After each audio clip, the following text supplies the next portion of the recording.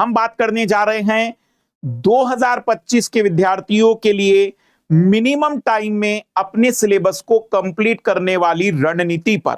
यह बात इसलिए जरूरी है क्योंकि समय सच में बहुत कम बचा है और सिलेबस हमारे पास बहुत बड़ा है।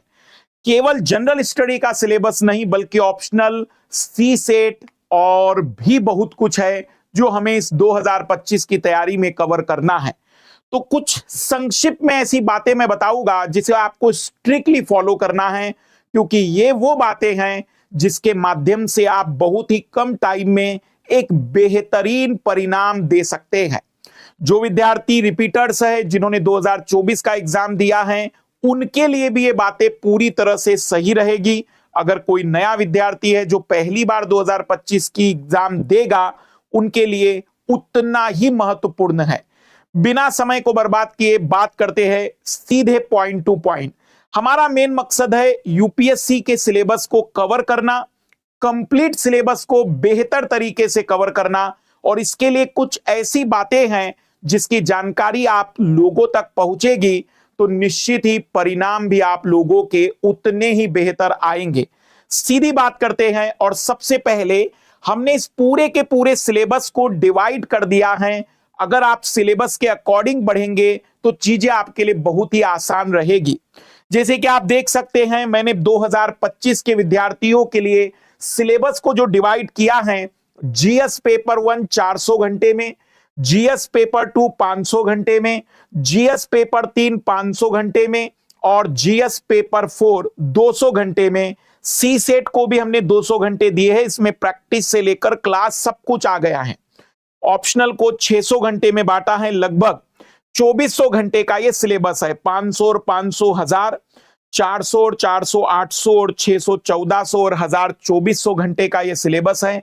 क्योंकि 2026 के विद्यार्थी के पास समय थोड़ा सा बेहतर होता है, इसलिए यदि वह थोड़े से आवर्स को इंक्रीज भी कर देता है ताकि कुछ एनसीईआरटीज भी पढ़ने का मन हो, तो 3000 घंटे उसके पास बहुत ही सफिशिएंट रहेंगे। एक स्क्रीनशॉट इसका बना दीजिएगा ताकि मैं आपको बता सकूंगा कि हमें क्या चीज कवर करनी है। तो पहली और सिंपल बात है कि हमने आवर्स में डिवाइड कर दिया है, वो इसलिए ताकि एक क्लैरिटी रहे कि कितने घंटे की पढ़ाई हमारे लिए जरूरी है। अब मैं जो बात करने जा रहा हूं वो सीधे तौर पर है कैसे लेस टाइम में ज्यादा से ज्यादा सिलेबस कवर हो, कैसे कम समय में हम अपने सिलेबस को बेहतर कर सके।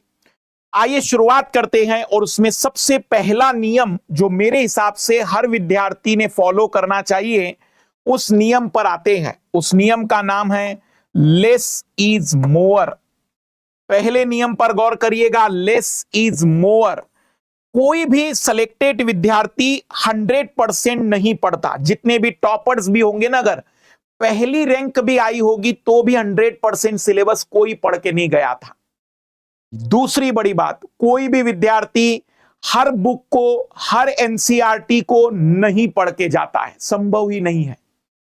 लेस इज मोर का सिंपल सा मतलब यह है कि आप हर विषय में क्या पढ़ेंगे आज ये तय कर लेना।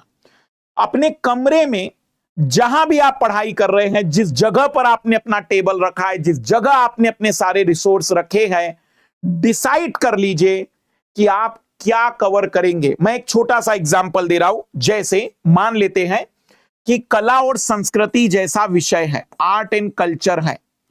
कला और संस्कृति जैसा विषय, आर्ट एंड कल्चर की मैं बात कर रहा हूं। अब अगर हम सिंपल सी बात करें कि इसमें मैं क्या पढ़ूंगा, तो आपने इसमें पहला पॉइंट डाल दिया कि जो भी क्लास नोट्स होंगे, जो भी मुझे यूट्यूब पर, प्लस पर, ऑफलाइन में, ऑनलाइन में जो भी टीचर मिलेगा वो क्लास नोट्स पढ़ूंगा मैं या पढ़ूंगी मैं।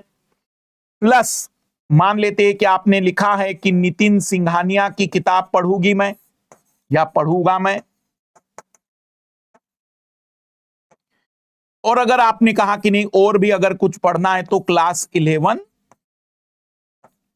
और 12th की एनसीईआरटी पढ़ूंगा या पढ़ूंगी। लेस इज मोर का सिंपल सा मतलब है आप पहले डिसाइड तो कर लीजिए पढ़ोगे क्या। कई विद्यार्थी यही तय नहीं कर पा रहे हैं कि कहां क्या क्या पढ़ना है। अगर मैं आपको इसके लिए एक सिंपल सी बात कहूं तो मैंने बिल्कुल डिटेल में एक कंप्लीट सिलेबस के बारे में एक वीडियो बनाए थे कि पेपर 1, पेपर 2 में, पेपर 3 में क्या क्या पढ़ना है। तो लेस इज मोर का मतलब यह हुआ कि आप डिसाइड कर लीजिए कि विषय में क्या आप कवर करने वाले हैं, ताकि पहले मेरे माइंडसेट को क्लैरिटी तो आ जाए कि मुझे पढ़ना क्या है। भाई आर्ट एंड कल्चर में क्या पढ़ना है, मॉडर्न हिस्ट्री में मैं क्या पढ़ूंगा पढ़ूंगी, मैं ज्योग्राफी में क्या पढ़ूंगा पढ़ूंगी, इंडियन सोसाइटी में क्या पढ़ूंगा क्या पढ़ूंगी, पॉलिटी में क्या पढ़ूंगा क्या पढ़ूंगी, या फिर हम आईआर की बात कर लेते हैं, इकोनॉमिक्स की बात कर लेते हैं, साइंस एंड टेक्नोलॉजी की बात कर लेते हैं। तो सबसे पहला नियम आपको ध्यान देना है, यदि आप सच में सिलेबस सही समय पर पूरा करना चाहते हैं तो ज्यादा चीजें मत लाइए, बल्कि कम चीजों में। जैसे अब एक छोटा सा उदाहरण दे रहा हूं मैं, अगर आपने क्लास नोट्स पढ़ लिए हैं बेटा, तो मेरे हिसाब से आप इसमें केवल एनसीईआरटी जोड़ दीजिए और इसको रिमूव कर दीजिए। हो गया नियम का पालन, लेस इज मोर। आप इन दो चीजों को 4 बार पढ़िए, मैं दावा करता हूं कि 10 में से 7 क्वेश्चन तब भी हो जाएंगे। अगर कोई व्यक्ति तीनों चीजें कवर कर रहा है तो वो 10 में से में भी 6 ही प्रश्न हल कर पाएगा। ऐसा क्यों? क्योंकि उसने दोहराया नहीं होगा, उसने प्रॉपर रिवीजन नहीं किया होगा, क्योंकि वो फैल कर चला था। पर अगर कोई विद्यार्थी इन दोनों को कवर कर लेगा तो 10 में से 7 प्रश्न आराम से कवर कर सकता है। मैं आपको याद दिला दूं कि कट ऑफ 10 में से 4.5 और 5 का ही है, और अगर आप किसी विषय में 10 में से 7 और 10 में से 6 प्रश्न कर रहे हैं तो आप कट ऑफ से बहुत आगे है। इसलिए मैं आपको यह पुनः दोहराना चाहता हूं, लेस इज मोर, ताकि रिवीजन बार बार हो, ताकि चीजें इफेक्टिवली पढ़ी जा सके। जब किसी शिक्षक ने आर्ट एंड कल्चर पढ़ाया होगा तो मैं यह दावा करता हूं कि अगर वो एक अच्छा शिक्षक है, रियल में आर्ट एंड कल्चर पढ़ाना वो जानता है, तो उसने भी नितिन सिंघानिया पढ़ी होगी, उन्होंने भी 2-3 किताबों की स्टडी की होगी। तो आपका काम क्या था? एनसीईआरटी इसलिए पढ़ लेते हैं क्योंकि सीधे प्रश्न एनसीईआरटी से मिल जाते हैं। तो सबसे पहला और सबसे इंपॉर्टेंट नियम ध्यान से सुन लीजिएगा, थोड़ा ही काफी है, लेस इज मोर। पहली बात पुनः रिपीट कर रहा हूं, लेस इज मोर। जितना कम रिसोर्स बार बार दोहराओगे, हां, अब कम का मतलब आप ये मत कहना सर मैं केवल क्लास नोट्स ही पढ़ लूंगा तो क्या हो जाएगा। तो देखो, मैं अगर मान लो मैं पढ़ा रहा हूं तो एक ईगोइस्टिक होता है, भाई मनुष्य है, इतने साल से आर्ट एंड कल्चर कोई शिक्षक पढ़ा रहा होगा और आप उनसे कहेंगे सर केवल आपके क्लास नोट्स पढ़ ले तो हो जाएगा, तो देखना शिक्षक क्या कहेगा, इससे बाहर कुछ पढ़ना ही नहीं है। हर शिक्षक का एक नेचर होता है और मानते हैं कि मनुष्य के अंदर कभी न कभी एरोगेंस आ ही जाता है, थोड़ा बहुत गुरूर मनुष्य स्वभाव की एक पहचान है। मैं आपको प्रैक्टिकली बताऊं कि मैं अगर आपकी जगह होता तो मैं कहता कि ठीक है सर, मैं समझ गया कि मुझे क्या पढ़ना है, क्लास नोट्स और एनसीईआरटी। यदि आपने इन दो चीजों को कवर कर लिया, 4 बार कवर कर लिया, आप उठा लीजिए प्रीवियस ईयर के क्वेश्चन, आपको सबसे ज्यादा सवाल मिल जाएंगे सही करने के लिए। और जो सवाल गलत हो जाएंगे प्रीवियस ईयर में, वो आइडेंटिफाई कर लो कि भाई यहां से आ रहा है, मतलब ये चीज क्या है, प्रीवियस ईयर के क्वेश्चनों से ये पता चल जाएगा। और ऐसा केवल आर्ट एंड कल्चर में नहीं, ऐसा हिस्ट्री में करिए आप। आधुनिक भारत का इतिहास, आधुनिक भारत का इतिहास, मैं एग्जांपल दे रहा हूं, मॉडर्न हिस्ट्री ऑफ इंडिया, आधुनिक भारत का इतिहास। तो मेरे लाल लालियों ध्यान से सुनना, मॉडर्न हिस्ट्री ऑफ इंडिया में मान लीजिए कि आपने सबसे पहली प्रायोरिटी हमेशा ही क्लास नोट्स, हमेशा ही, क्योंकि एक शिक्षक एक दिन में अपनी चीजें तैयार नहीं करता है, समय लगता है, जिंदगी गुजर जाती है कुछ लोगों की एक विषय को बार बार पढ़ाने में। तो क्लास नोट्स कवर कर लिया। अब दूसरा, मान लीजिए कि उसने स्पेक्ट्रम लिख दिया, बस क्लोज कर दो। फिर आपने अगर स्पेक्ट्रम लिख दिया तो क्लोज कर दो, बस, इससे ज्यादा नहीं। पर इसको बार बार पढ़ो, इसको जितनी बार हो सकता है रिवाइज करो, दोहराओ। कोई व्यक्ति कहेगा फिर बिपिन चंद्रा नहीं पढ़ी। भाई तुमने स्पेक्ट्रम पढ़ी तो बिपिन चंद्रा साहब क्या स्पेक्ट्रम से अलग बात बोल रहे थे? 2-4 फैक्ट जो छूट गए होंगे तो स्पेक्ट्रम ने 4 फैक्ट और ज्यादा दे दिए होंगे। कोई डिफरेंस नहीं होता है, बहुत रेयरली कोई डिफरेंस मिलेगा। लेस इज मोर, भटकिए नहीं। अब जैसे मान लीजिए एक शिक्षक से पढ़ लिया, क्लास नोट्स कर लिया, फिर दूसरी जगह पर क्यों बार बार नए शिक्षक ढूंढ रहे हो? एक बुक पढ़ ली, क्लास नोट्स पढ़ लिया, दोहराओ। कितनी बार रिवाइज कर सकते हो? 8 बार, 10 बार? सर इतनी बार? जी हां, क्योंकि एग्जाम हॉल में मैं प्रश्न पढ़ते ही आइडेंटिफाई कर सकूं कि यह सही होगा या गलत होगा। ये रिवीजन ही है जो मुझे ये कॉन्फिडेंस देगा, मुझे भरोसा देगा कि हां मैंने जो किया वो सही है या नहीं। तो पहला नियम लेस इज मोर। हर विषय में डिसाइड कर लीजिए, हर विषय में तय कर लीजिए कि आप इतिहास में क्या क्या पढ़ेंगे, आप तय कर लीजिए कि ज्योग्राफी में आप क्या क्या पढ़ेंगे, आप तय कर लीजिए कि इंडियन पॉलिटी राज व्यवस्था में, भारतीय राज व्यवस्था में आप क्या क्या पढ़ेंगे, आप तय कर लीजिए कि अंतरराष्ट्रीय संबंध आईआर में आप क्या क्या पढ़ेंगे, अर्थव्यवस्था इंडियन इकोनॉमी में आप क्या क्या पढ़ेंगे, साइंस एंड टेक्नोलॉजी में आप क्या क्या पढ़ेंगे, इकोलॉजी और इन्वायरमेंट में आप क्या क्या पढ़ेंगे, एथिक्स में आप क्या पढ़ेंगे, ऐसे में आप क्या पढ़ेंगे। तय कर लीजिए और नियम को फॉलो करिए। Less is more. फैलिए नहीं। अगर आप जितना ज्यादा फैलोगे ये सिलेबस, यकीन मानिए यूपीएससी का सिलेबस 13 वर्षों से पढ़ाने के बावजूद भी मुझे आज भी पढ़ना पड़ता है, तो समझ सकते हैं कि अगर मैं इसका विस्तार करना चाहूं तो मैं इसको 10 साल तक भी पढ़ा सकता हूं और सिलेबस कंप्लीट नहीं हो पाएगा। और कुछ ऐसे हैं मुखर्जी नगर के कई जगहों पर ऐसे मिलेंगे तुम्हें महान शख्स जो बच्चे के करियर को खत्म करने के लिए बिल्कुल जिद से बैठे हुए हैं।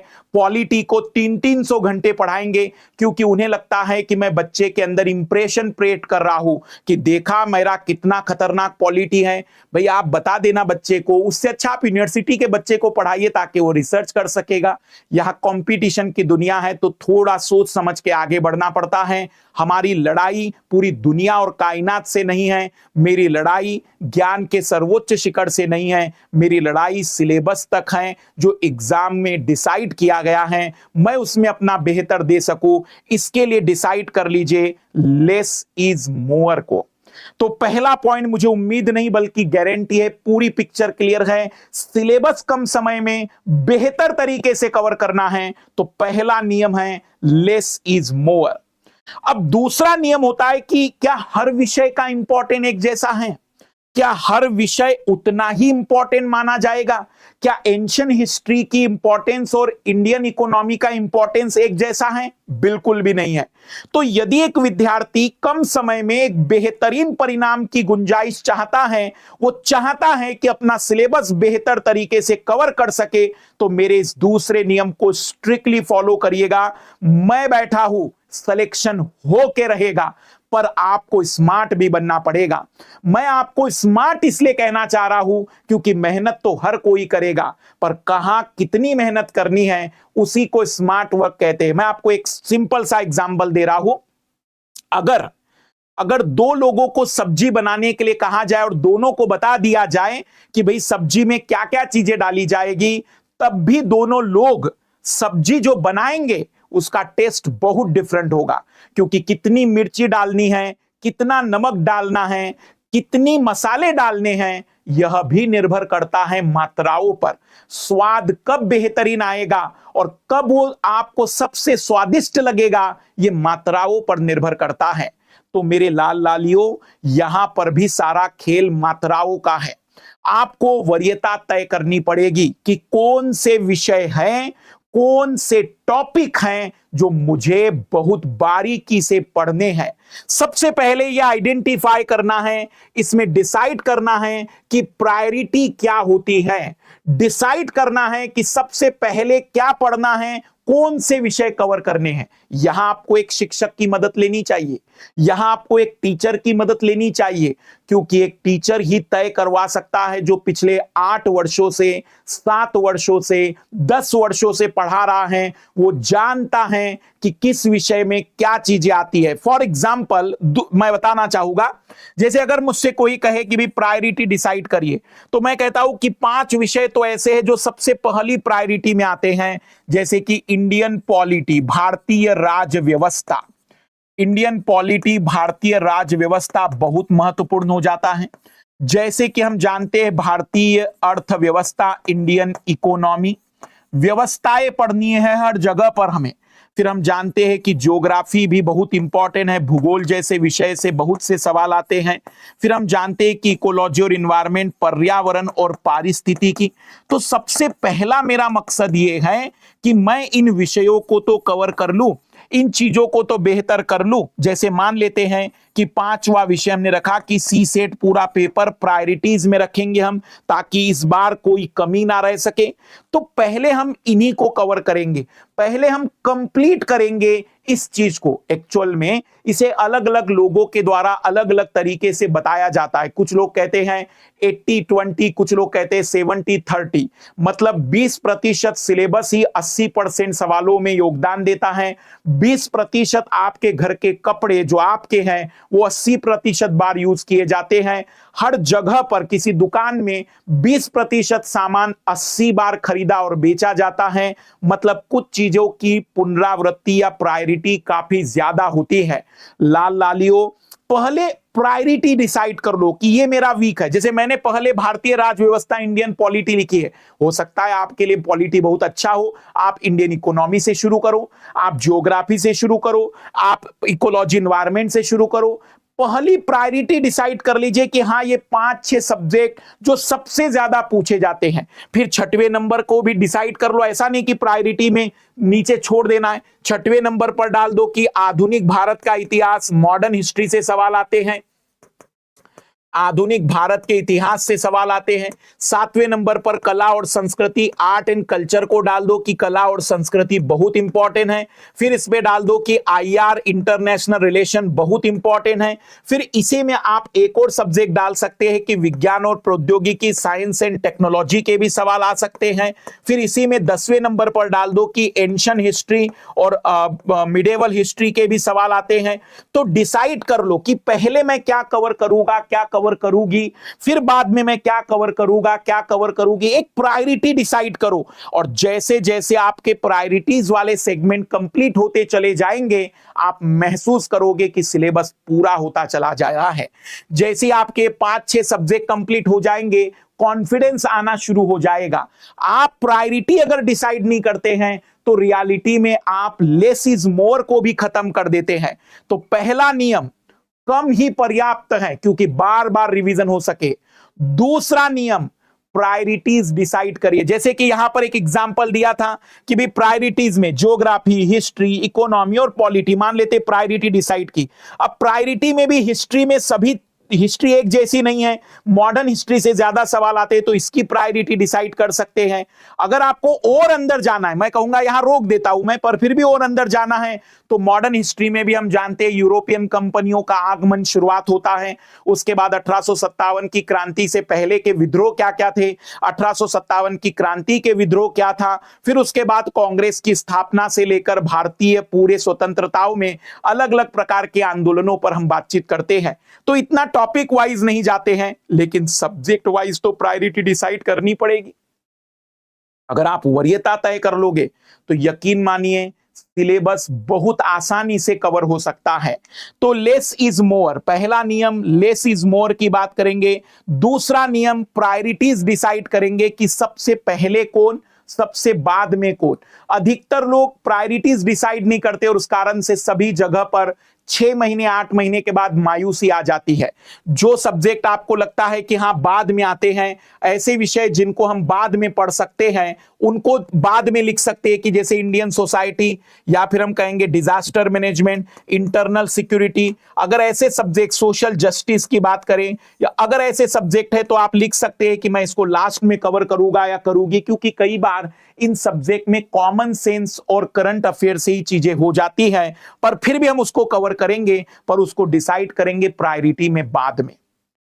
Less is more and decide the priority pattern, कि सबसे ज्यादा जरूरी क्या है ताकि चीजें सही समय पर हो सके।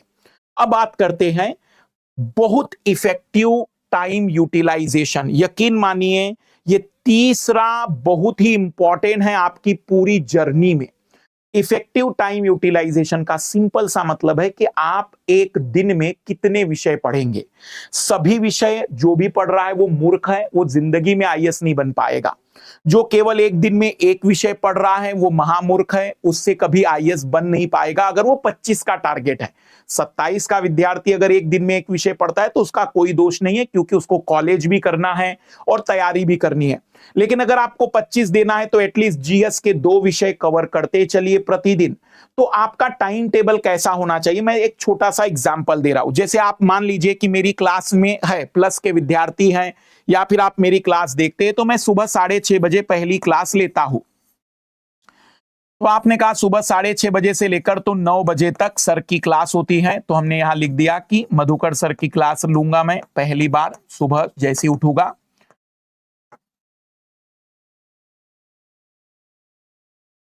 फिर आपने तय किया कि भी 9 बजे से लेकर तो 10 बजे तक मैं ब्रेक रखूंगा, क्योंकि मुझे नहाना भी है। मान लेते हैं कि नहाना है, फिर खाना बनाना, ब्रेकफास्ट लेना है, बनाना है, तो हल्का फुल्का सा आप ब्रेक पूरा 1 घंटे का लीजिए, जिसमें हम लिखेंगे यहां पर कि यहां पूरी तरह से एक ब्रेक लिया जाएगा।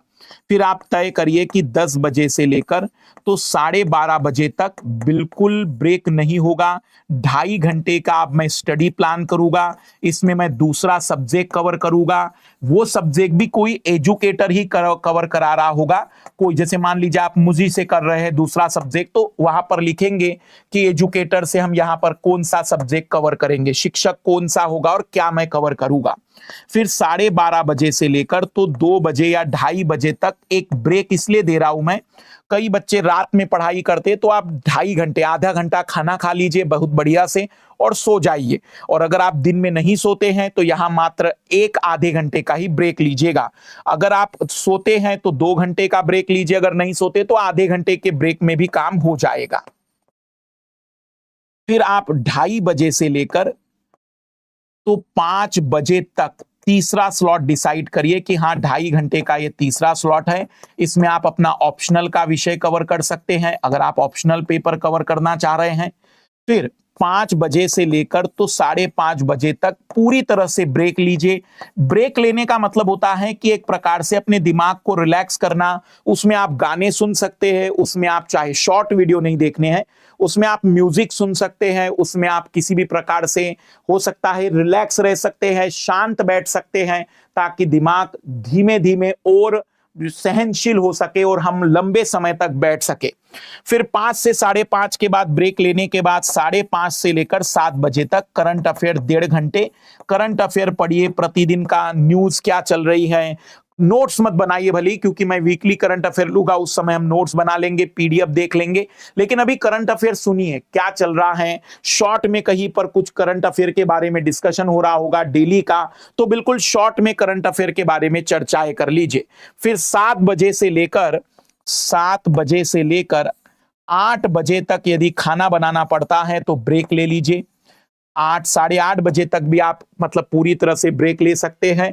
और फिर 8:30 बजे से लेकर 11:30 बजे तक पूरे दिन भर में शिक्षकों ने जितना पढ़ाया है, दिन भर में यहां पर जो एजुकेटर ने पढ़ाया था, यहां एजुकेटर ने पढ़ाया था, यहां जो ऑप्शनल पढ़ा था, उन तीनों को 3 घंटे में बहुत अच्छे से रिवाइज करिए, दोहराइए, ताकि कल जब क्लास में बैठे तो हमें पता रहे कि शिक्षक ने क्या पढ़ाया था, क्या बातें चल रही थी। ये 11:30 बजे क्लोज कर दीजिए। 11:30 बजे जैसे ही क्लोज करते हैं, आराम से 11:30 बजे सो जाइए, 6 बजे उठिए। 6.5 घंटे की नींद बहुत पर्याप्त है। वापस 6:30 बजे प्लान पे लग जाइए। पहले शुरुआत में अगर 2.5 घंटे नहीं बैठा जा रहा है तो छोटे छोटे ब्रेक ले लीजिए, क्योंकि कई बार विद्यार्थियों के साथ मैंने देखा है कि वो क्या कर पाते हैं कि लंबी सीटिंग नहीं हो पाती है 3 घंटे की, तो कोई बात नहीं, आप 1.5 घंटे बैठिए, 10 मिनट का ब्रेक ले लीजिए। आप 1 घंटे बैठिए, 10 मिनट का ब्रेक ले लीजिए। ब्रेक लेते रहिए ताकि आपकी स्टडी और आपके दिमाग पर स्ट्रेस ज्यादा हावी ना हो। यदि आप कम समय में बढ़िया से सिलेबस कवर करना चाहते हैं तो आपको दिन का टाइम टेबल न केवल बनाना पड़ेगा बल्कि फॉलो भी करना पड़ेगा और स्ट्रिक्टली फॉलो करना पड़ेगा। टाइम टेबल फ्लेक्सिबल बनाइएगा। अगर किसी दिन मान लीजिए घंटे 2 घंटे पढ़ाई कम होती है तो अगले दिन हम उसको कवर कर लेंगे, उसका स्ट्रेस मत लेना, क्योंकि ये मैराथन है, इस मैराथन में कभी पढ़ाई कम और ज्यादा होती रहेगी। तो ये दिमाग में मत रखिएगा कि मैंने 3 दिन तो बहुत अच्छा पढ़ा, चौथे दिन 4 ही घंटे पढ़ पाया, कोई बात नहीं, 4 घंटे का लॉस हुआ, अगले 4 दिन उसको डिवाइड कर दो कि मैं 1-1 घंटा एक्स्ट्रा कवर कर लूंगा, कवर कर लूंगी। जितना हो सके टाइम स्लॉट बनाइए, 1 घंटे तो 10 मिनट का ब्रेक, 1.5 घंटे तो 10 मिनट का ब्रेक, 2 घंटे तो 15 मिनट का ब्रेक, 3 घंटे तो फिर आप आधे घंटे का ब्रेक ले लीजिए, ताकि आपको ब्रेक भी मिल सके और चीजें बेटर हो। पहला, लेस इज मोर। दूसरा, प्रायोरिटी डिसाइड करना। तीसरा, टाइम यूटिलाइजेशन। देखो, टाइम मैनेजमेंट मतलब बस इतना सा है कि आप 24 घंटे को कितना बढ़िया से यूज कर पा रहे हैं, 24 घंटे में आप कितने घंटे इफेक्टिवली दे पा रहे हैं। फिर है भटकावों को न्यूनतम करना।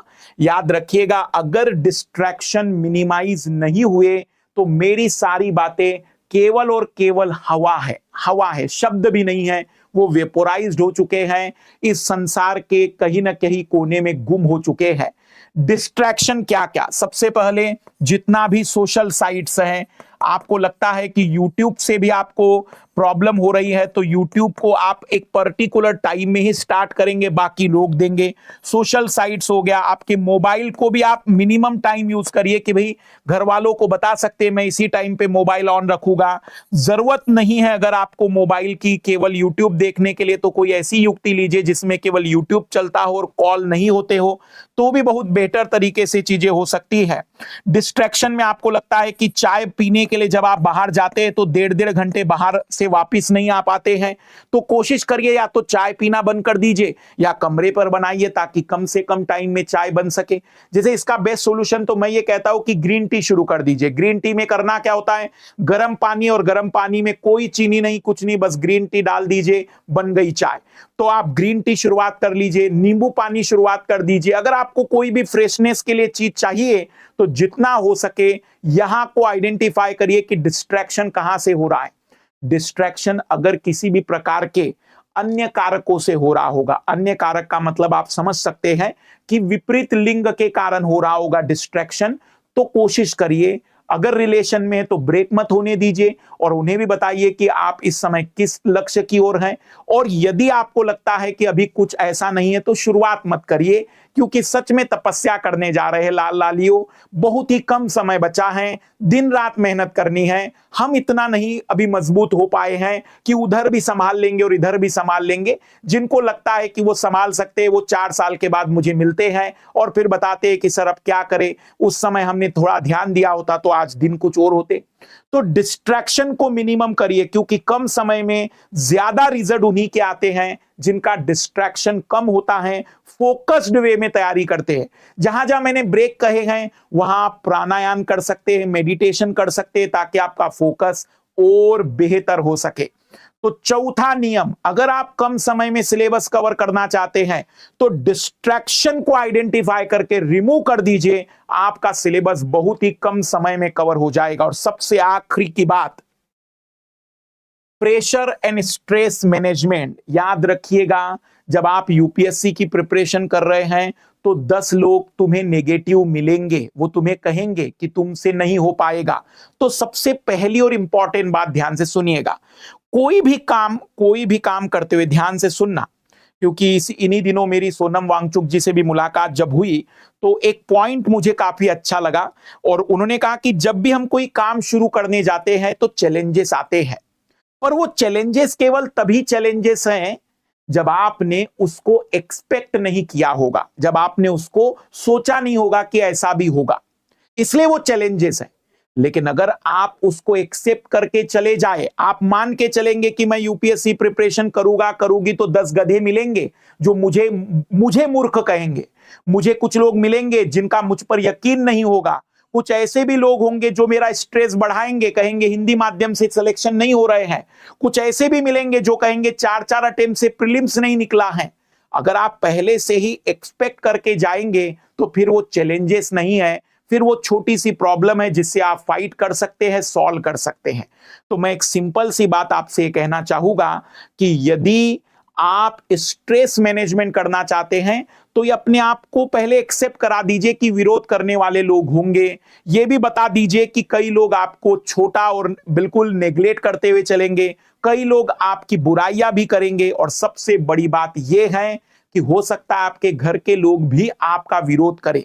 बहस मत करिए, ज्यादा से ज्यादा सुन लीजिए, जवाब कम दीजिए, क्योंकि आप जितना जवाब दोगे, जवाब देना है तो अपनी स्टडी से दीजिए, जवाब देना है तो अपने हार्डवर्क से दीजिए, जवाब देना है तो अपने एग्जाम के रिजल्ट से दे देना, पर अपने जबान से जवाब देने का प्रयास कम करिए। जबान से जवाब एक आखिरी विकल्प मान के चलेगा कि अब बिल्कुल नहीं जवाब दिया तो जीवन मरण की बात हो जाएगी, तभी अपनी जबान से जवाब देने की कोशिश करिए। इसी को कहते हैं प्रेशर और स्ट्रेस। रिलैक्स रहिए, समझिएगा कि पूरी दुनिया, पूरी कायनात तुमसे पूरी तरह से अलग है, क्योंकि उनका रास्ता है अलग और तुम्हारा रास्ता अलग है, इसलिए तुम्हें लोग भला बुरा कहेंगे ही। तुम भीड़ से अलग होने की कोशिश कर रहे हो, लोग तुम्हारा विरोध करेंगे ही। इसलिए यदि आप मिनिमम टाइम में मैक्सिमम रिजल्ट देना चाहते हो तो स्ट्रेस को संभालना शुरू करिए, और इसका सबसे बढ़िया तरीका है खामोश रहना।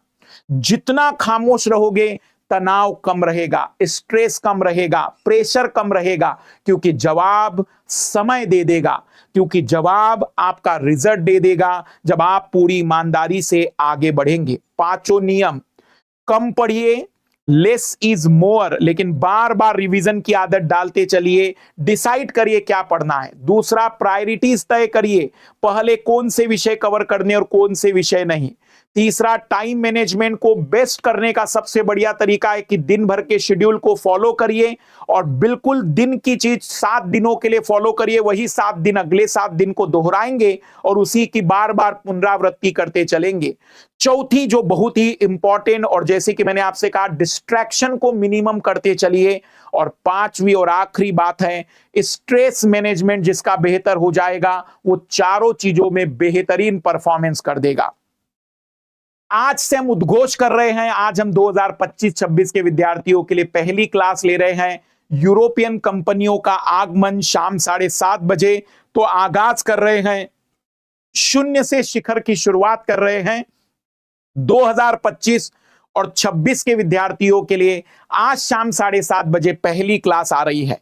और यदि आप हमारे प्लस प्रोग्राम से जुड़ना चाहते हैं तो सबसे लोएस्ट प्राइस, जिसमें क्वालिटी एजुकेशन की बातचीत है, ये आज भी उपलब्ध है। आप ज्वाइन कर सकते हैं भारत के टॉप एजुकेटर्स को आज ही इस लोएस्ट प्राइस के साथ। और जिन विद्यार्थियों ने यूपीएससी का एग्जाम 2-3 बार दिया है, उनके लिए एक सेपरेट बैच लेकर आ रहे हैं, विजेता बैच, जिनका मेन मकसद रहेगा रिपीटर्स के प्रॉब्लम को सॉर्ट आउट करना, क्योंकि रिपीटर्स को एक अलग स्ट्रेटजी की जरूरत है। 8 जुलाई से बैच स्टार्ट हो रहा है, जिसमें comprehensive previous year question based preparation रहेगा। इसमें भी सीसेट हम कवर कराएंगे, और यदि आप सीसेट कवर करना चाहते हैं तो 26 जुलाई से हम सीसेट की शुरुआत करने जा रहे हैं। कल से